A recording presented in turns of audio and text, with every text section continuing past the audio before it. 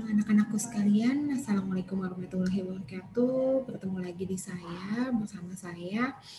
Kali ini saya akan membawakan tentang materi di sistem reproduksi.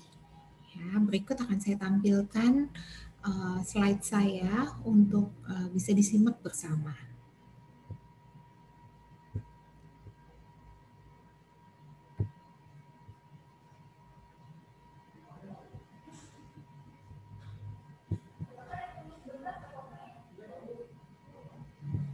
Oke, ya kita bicara sistem reproduksi. Ya, jadi sistem reproduksi apa sih yang dimaksud dengan sistem reproduksi? Sistem reproduksi adalah salah satu sistem dari 13 sistem yang terdapat pada tubuh manusia yang tujuannya adalah untuk melanjutkan keturunan pada spesies atau manusia itu sendiri, ya, sehingga manusia itu bisa lestari dalam satu turunannya. Oke, seperti yang kita ketahui bersama bahwa organ reproduksi itu akan mulai berkembang sejak seseorang atau sejak berada dalam kandungan. Artinya sejak masa janin. Ya, jadi dari mulai masa janin kita sudah bisa melihat bahwa apakah seorang bayi itu akan tumbuh menjadi laki-laki ataupun akan tumbuh menjadi perempuan. Ya, jadi seperti yang sudah banyak perkembangan selama ini dengan alat USG kita bisa mendeteksi pada suatu kehamilan, jadi sebelum bayi itu dilahirkan sudah bisa diketahui apakah jenis kelaminnya laki-laki atau perempuan. Pada hakikatnya, pada dasarnya, organ reproduksi itu hanya dibedakan menjadi dua macam atau hanya menjadi dua macam lah ya.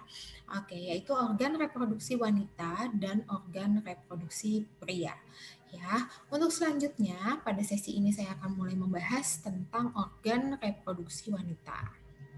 Nah, untuk organ reproduksi wanita itu sendiri, dia akan dibedakan menjadi dua, yaitu alat genitalia yang bagian luar yang kita sebut sebagai alat genitalia eksterna dan alat genitalia yang bagian dalam atau kita sebut sebagai alat genitalia interna.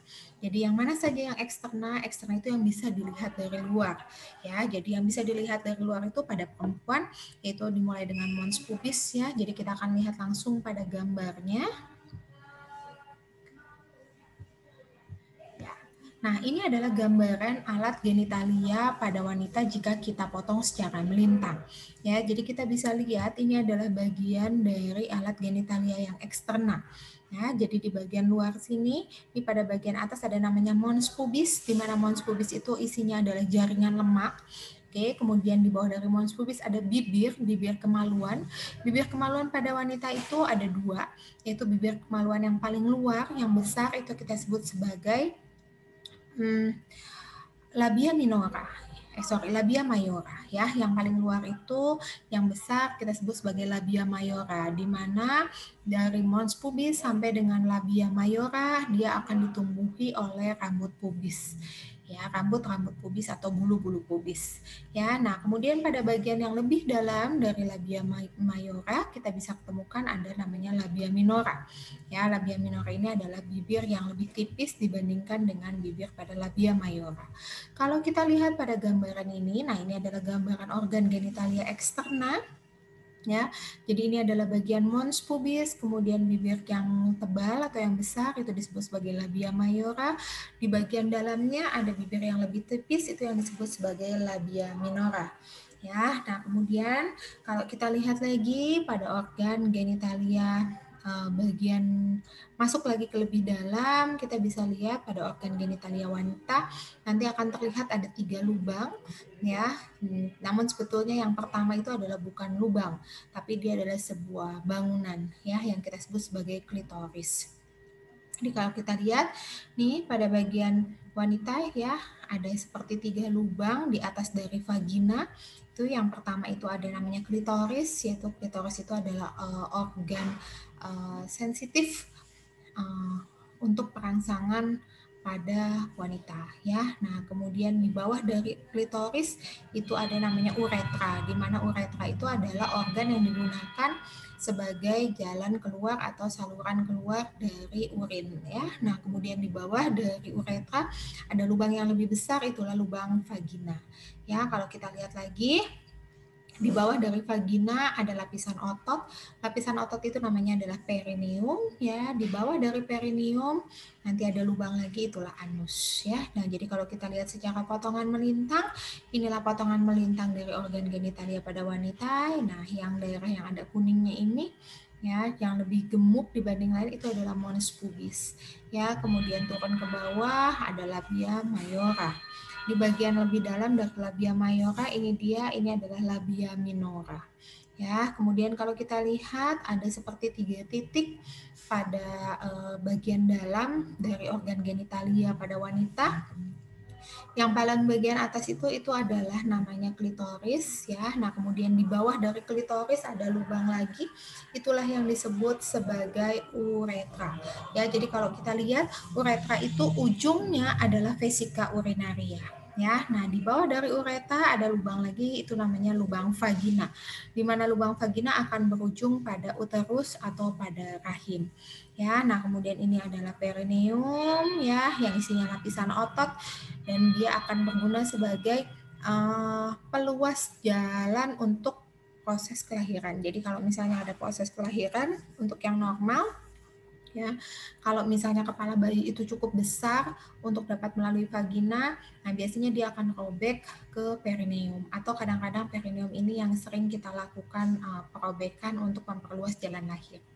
Nah, setelah itu di bagian selanjutnya dari perineum itu ada lubang lagi, itu namanya anus, di mana nanti anus akan berujung pada rektum ya.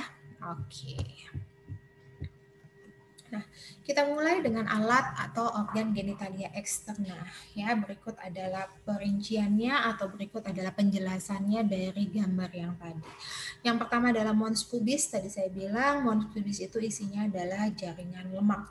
Ya, jadi banyaknya mons pubis itu isinya lemak. Oleh karena itu, biasanya seseorang yang memiliki berat lebih besar, mons pubis itu lebih tebal jika dibandingkan dengan orang yang kurus ya. Nah, kemudian pada masa pubertas mons pubis inilah yang nanti ditumbuhi oleh rambut-rambut halus dan kelenjar-kelenjar sebasea. Ya, jadi atau kita sebut sebagai rambut pubis.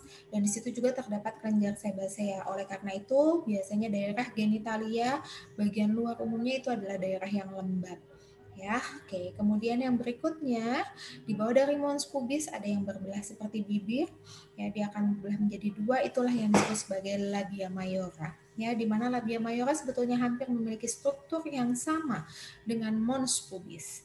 Ya, kalau kita setarakan fungsi dari labia mayora itu hampir sama dengan fungsi skrotum ya pada pria. Ya, jadi sebetulnya ada kesinambungan antara organ genitalia pada pria dan pada wanita, hanya berbeda secara bentuknya tentunya. Ya, nah di bagian dalam dari labia mayora ada yang kita sebut sebagai labia minora ya, di mana labia minora ini dia tidak memiliki folikel rambut. Jadi kalau tadi labia mayora itu punya rambut pubis, maka labia minora itu tidak punya rambut pubis ya. Dia hanya lipatan jaringan tipis yang berada di bawah labia mayora. Tapi kalau kita lihat karena ketipisannya dia warnanya biasanya lebih merah jika dibandingkan dengan labia mayora. Ya, kenapa? Karena labia minora ini memiliki banyak sekali pembuluh darah, saraf, dan otot ya. Oke, kemudian tadi kita masuk lebih dalam lagi, ada masih di organ genitalia eksterna ada yang namanya klitoris. Ya, klitoris ini adalah organ yang sensitif dan erektil pada seorang wanita. Jadi kalau kita setarakan dengan organ genitalia pada pria, maka fungsi dari klitoris ini sebetulnya hampir sama dengan fungsi pada penis. Ya, jadi dia adalah organ erektil. Oke, nah dia letaknya ada di superior. Jadi letaknya ada di paling atas. Ya, di situ terdapat banyak pembuluh darah dan saraf. Ya, juga mungkin teman-teman sekalian suka mendengar kalau istilah dulu itu ada yang namanya sunat pada perempuan. Nah, sunat pada laki-laki dikerjakan itu di kulit dari penisnya. Ya, dengan tujuan apa? Dengan tujuan karena kalau pada laki-laki di ujungnya itu karena kita tahu kalau penis itu kan dia merupakan saluran kencing juga. Nah, karena dia ada ada kulitnya di ujungnya, jadi terkadang sisa-sisa dari air kemih itu menumpuk di ujung kulit dari si penis. Maka dilakukan pembersihan atau pemotongan di daerah ujung kulit dari penis. Ya, itu kalau sunat pada pria. Nah, kalau sunat pada wanita gimana ceritanya? Kalau sunat pada wanita itu sebetulnya yang dikurangi atau yang dikurangi fungsinya adalah si klitorisnya. Dengan cara apa? Dengan cara hanya sedikit saja melukai bagian klitoris. Ya, itu dulu. Nah, sekarang beberapa orang sudah lagi tidak menganut sunat pada wanita, ya. Oke, nah kemudian yang selanjutnya ada yang namanya orifisium vagina, ya, atau nama lainnya adalah introitus. Ya, orifisium vagina atau introitus itu adalah mulut dari vagina, pintu masuk dari vagina, belum mencapai vaginanya. Ya, di mana biasanya pada orifisium vagina ini terdapat suatu selaput tipis yang kita sebut sebagai himen. Jadi himen itu adalah selaput darah.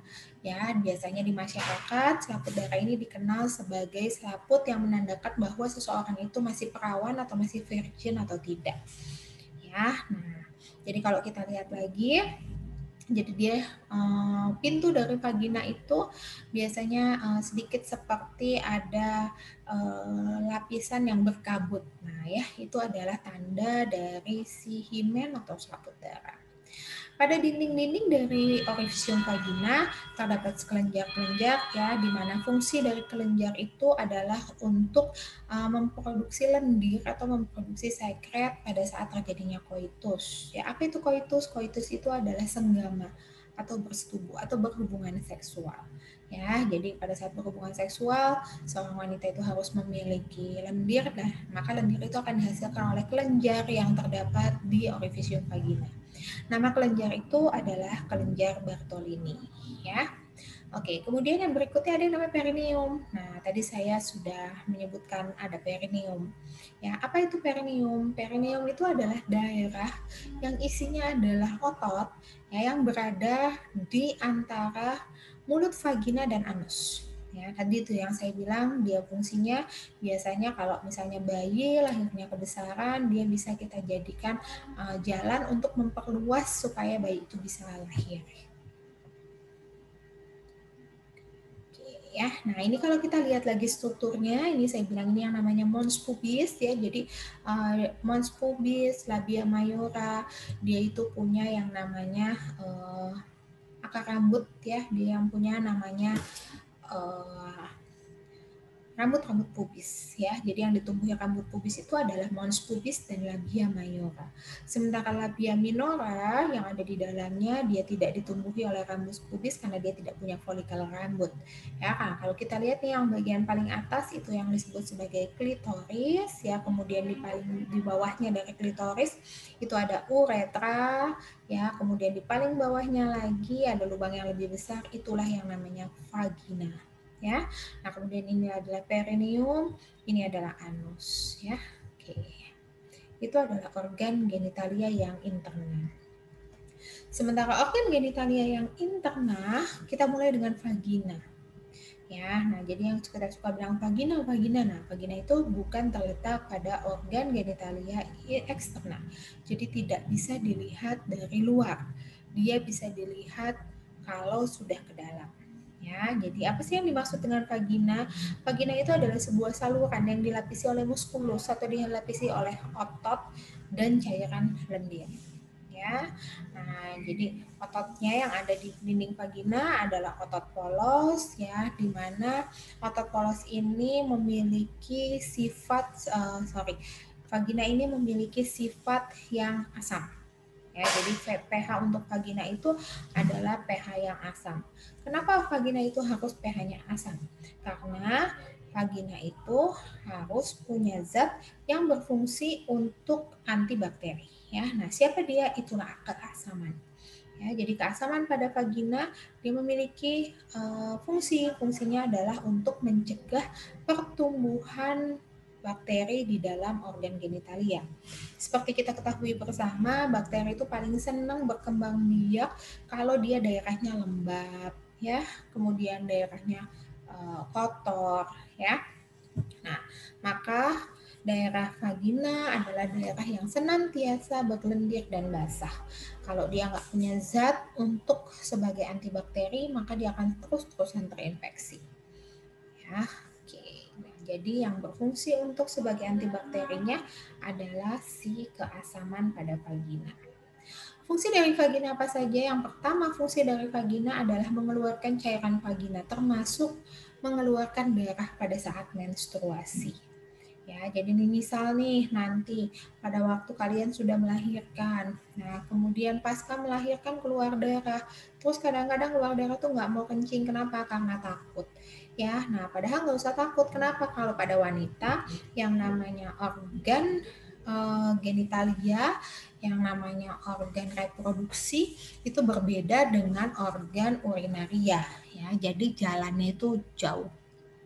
Ya, oke. Kemudian yang berikutnya tempat penyaluran sperma pada saat terjadinya koitus, di mana nanti sperma tersebut harus mencapai ke uterus. Ya, kemudian dia akan berjalan ke tuba falopia. Dari tuba falopia nanti dia akan bertemu dengan sel telur, barulah di situ bisa terjadi fertilisasi. Oke, yang berikutnya vagina merupakan tempat keluarnya jalan lahir. Ya, jadi kalau kita melahirkan, sekarang melahirkan itu banyak teknik, tapi sebetulnya caranya cuma dua. Ada yang per abdominal, satu lagi adalah per vaginam. Ya, nah kalau yang per vaginam maka dia akan dilahirkan lewat vagina, tapi kalau yang per abdominal akan dilahirkan lewat perut. Ya, biasa itulah yang disebut dengan proses operasi seksio sesaria. Ya, yang berikutnya, fungsi dari vagina dia juga mencegah terjadinya infeksi kelamin. Dengan apa? Dengan zat asam yang dimiliki oleh vagina tadi. Ya, jangan lupa untuk fungsi dari vagina. Nah, setelah dari vagina, ya, jadi ada yang namanya uterus. Uterus atau rahim. Ya, nah sebelum ada uterus, sebelum di uterus akan ada mulut rahim namanya. Ya, atau kita sebut sebagai serviks.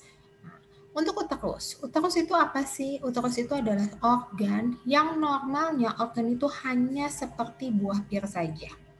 Jadi uterus pada seorang wanita sebetulnya tidak besar, tapi dia bisa mengembang seperti balon. Ya, nah jadi kalau kita lihat kenapa sih kok kita bisa mengandung bahkan sampai bayi ukuran 4 kilo ada di dalam perut, itu sebetulnya adanya di dalam uterus karena uterus itu mengembang. Ya. Nah, letak dari uterus dia terletak pada rongga pelvis ya di antara vesika urinaria dan rektum. Itulah hal yang menyebabkan kalau kamu pernah tahu atau kamu pernah tanya pada orang tua kalian, kenapa sih kalau orang hamil itu sering kencing? Ya. Orang hamil itu bentar minum, banyak minum aja sedikit langsung pengen ke kamar mandi. Semakin besar kehamilan, maka semakin dia tidak bisa menahan buang air kecilnya. Kenapa seperti itu? Itu terkait dengan letak dari si uterus.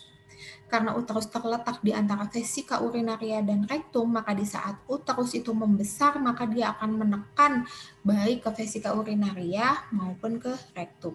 Hal itulah yang menyebabkan kenapa orang hamil itu lebih cepat untuk merasa vesika urinarianya penuh dibandingkan dengan orang yang tidak hamil. Ya. Nah, posisi normalnya dia itu menekuk dan maju ke depan atau kita sebut sebagai antofleksi. Ya, nah untuk uterus sendiri nanti dia punya dua bagian, yaitu bagian serviks, tadi saya bilang bagian leher yang berada di dekat pintu masuk dengan vagina dan uterus. Kemudian yang satu lagi adalah korpus atau badan uterus.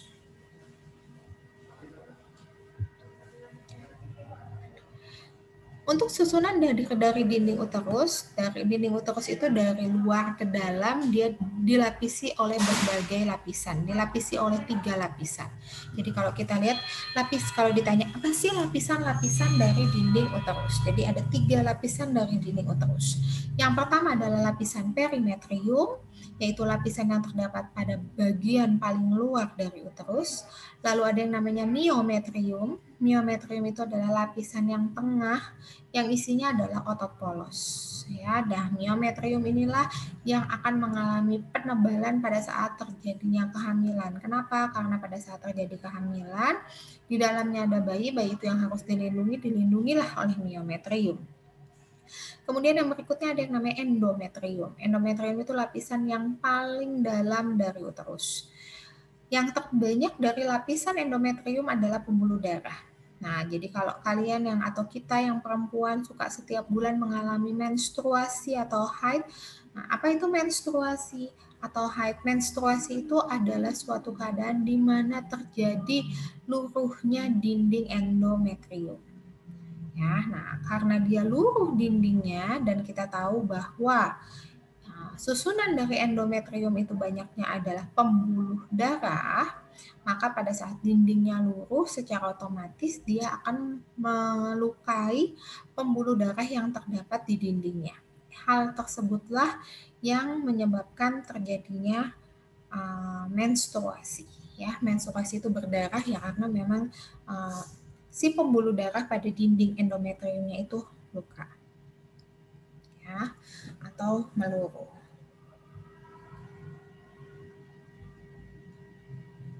Yang berikutnya, dari organ genitalia yang interna adalah tuba uterina. Nama lain untuk tuba uterina boleh juga disebut sebagai tuba Fallopi atau oviduct, di mana tuba uterina atau tuba Fallopi adalah suatu tempat yang akan digunakan oleh ovum untuk berjalan menuju ke uterus. Ya, nah di situ jugalah pada tuba uterina itulah juga merupakan tempat terjadinya proses fertilisasi atau proses pembuahan. Ya, jadi di saat sperma bertemu dengan ovum, ketemu sperma dan ovumnya itu adanya di tuba uterina, bukan di uterus. Ya, nah fungsinya kalau kita lihat struktur dari tuba uterina, ujung dari tuba uterina itu seperti punya jari-jari tangan. Ya, nah ini adalah tuba uterina, ini adalah uterus, ini adalah cervix, ya. Ini adalah liang vagina, ya. Nah, oke, jadi pada saat terjadinya fertilisasi, nanti si sperma masuk dari vagina menuju uterus, kemudian dia akan membelok entah ke kanan atau ke kiri, dia akan membelok ke tuba falopia. Ya, nah nanti di tuba falopia ini sudah menunggu tuh si ovum. Ya, jadi kalau sel telur atau ovum. Jadi kalau si sel sperma bisa melalui semuanya hingga mencapai si tuba falopia, maka disitulah akan terjadi proses fertilisasi atau proses pengembangan antara bertemunya sel telur dengan sel sperma. Di ujung dari tuba falopi kita lihat ini ada yang seperti jari-jari tangan, itu namanya fimbre. Ya, di mana fungsi dari fimbre yaitu untuk menangkap sel-sel telur yang dilepaskan oleh si ovum.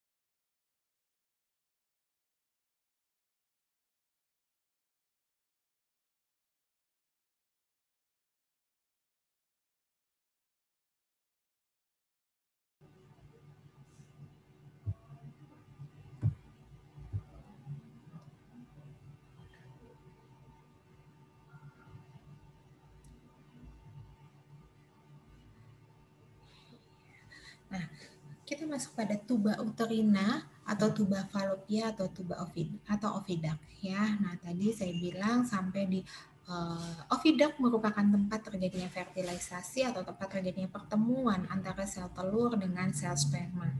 Ya, fungsinya tadi fungsi yang pertama adalah menangkap ovum matang yang dikeluarkan oleh ovarium. Dia ada tugasnya si fimbre.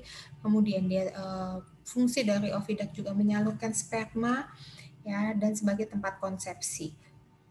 Konsepsi itu tempat pertemuan antara sperma dan sel telur. Ya, merupakan tempat pertumbuhan dan perkembangan hasil fertilisasi atau hasil konsepsi sampai dengan tingkat blastula. Ya, jadi kita kenal kalau penyatuan pertama nanti dia akan membentuk morula, dari morula dia akan membelah lagi sehingga dia akan membentuk blastula. Nah, setelah sampai di blastula, dia nanti akan bergerak. Hasil konsepsi tersebut akan bergerak dari oviduct menuju ke uterus. Ya, untuk selanjutnya nanti dia akan tumbuh menjadi janin di dalam uterus. Oke, nah kalau kita lihat lagi si tuba falopia itu dibagi menjadi infundibulum, ampula, ismus, dan interstisial. Nah, kalau kita lihat inilah gambarannya ya, yang di sini yang paling kelihatan ini adalah yang namanya fimbre. Ya, fimbre itu adalah seperti yang bentuknya tangan-tangan. Nah, ini dia. Ini adalah tuba falopia ya. Nah, kalau kita lihat ini adalah ovarium, ini adalah fimbre ya. Nah, kemudian dari fimbre kita lihat ini adalah ampula ya. Jadi di ampula sini, oke. Itu adalah bagian-bagian yang paling penting dari tuba falopia. Jadi kalau kita lihat kalau ada nih di sini kalau ada ovarium kalau ovarium sudah matang dia akan mengeluarkan ovum matang. Ovum matang ini akan ditangkap oleh si fimbre, kemudian nanti sel telur akan masuk ke dalam ampula. Setelah itu nanti dia akan berdiam diri saja di situ. Untuk apa? Untuk menantikan kalau dia ada sperma yang datang nyamperin dia di tuba falopia. Kalau misalnya dia tidak ada, maka dengan sendirinya dia akan berjalan menuju ke uterus sehingga hal tersebutlah yang akan menyebabkan terjadinya peluruhan pada dinding endometrium atau yang kita sebut sebagai peristiwa menstruasi.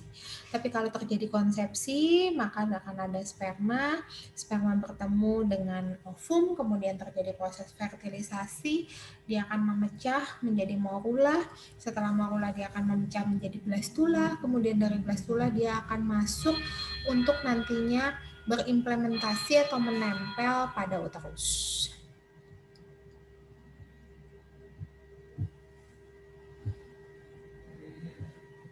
Nah, yang berikutnya adalah ovarium. Ovarium itu adalah kelenjar ya, terdapat dua pada wanita, ada kanan dan kiri. Ya, bentuknya seperti buah almond di mana ovarium ini akan berfungsi untuk menghasilkan ovum. Ya, secara normal ovum itu setiap bulan akan dihasilkan satu buah ovum. Ya, nah ini kalau kita lihat bagaimana sih ovarium itu dalam melakukan siklusnya. Ya, jadi pertama kalau kita pasca mens, nah ini akan terbentuk ovum, tapi ovumnya itu masih ovum yang mentah atau ovum yang muda. Dia akan dibiarkan terus-menerus, kemudian dia nanti akan menjadi ovum yang hampir matang. Ya, setelah hampir matang, dia akan berubah menjadi matur. Matur itu akan berubah menjadi matang, lalu akan siap dilepaskan oleh si ovarium. Ya, untuk ditangkap oleh si fimbre. Nah, ini kalau kita lihat alat reproduksi pada tubuh manusia, ya, ini adalah yang bagian dalam. Kalau di sini ada yang di bagian luar, tadi sudah saya tidak tekankan lagi. Di bagian dalam itu ada yang namanya cervix atau mulut vagina, cervix atau mulut rahim. Ya, kemudian ini adalah vagina. Jadi ujung mulut dari si vagina adalah cervix.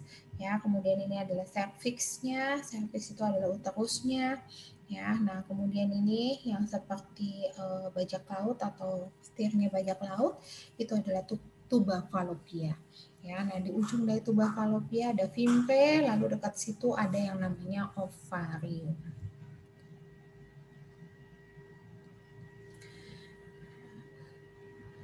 Untuk selanjutnya, nanti saya akan membahas tentang siklus menstruasi.